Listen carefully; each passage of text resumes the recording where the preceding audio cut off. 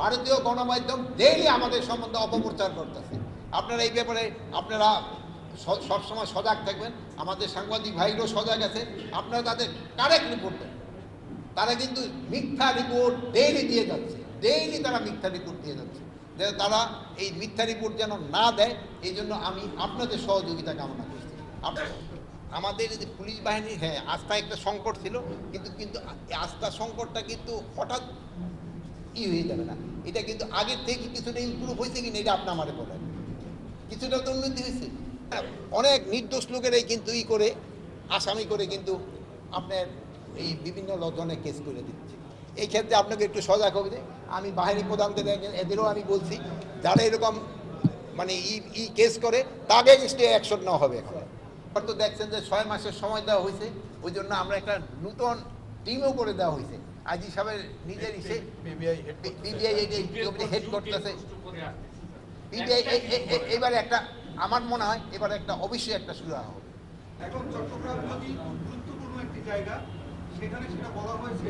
জানতে চাই এটা হচ্ছে ভারতের একটি গণমাধ্যম আওয়ামী লীগের যারা দোষর আছে তাদেরকে প্রশ্রয় দেয়। এই বিষয়টা এটা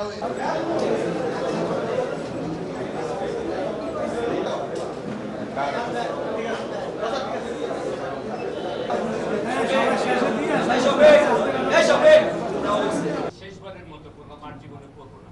কেন? সেটা হলো স্বাগত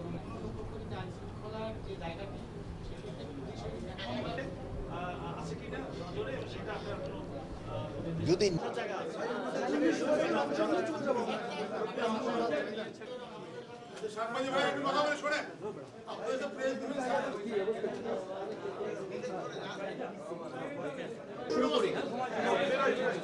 একটু জায়গা করে দেন, আমরা শুরু করি। সম্মানিত প্রধান অতিথি, বিশেষ অতিথি সহ উপস্থিত সব police super, CID Barisal, police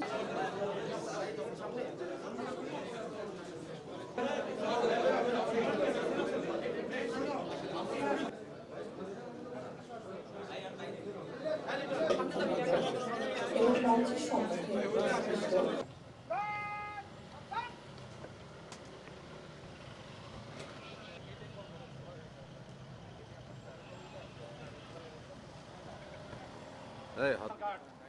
এখানকার জায়গা রাখেন, আর আমরা বিরতি করতে হইব, এদিকে আর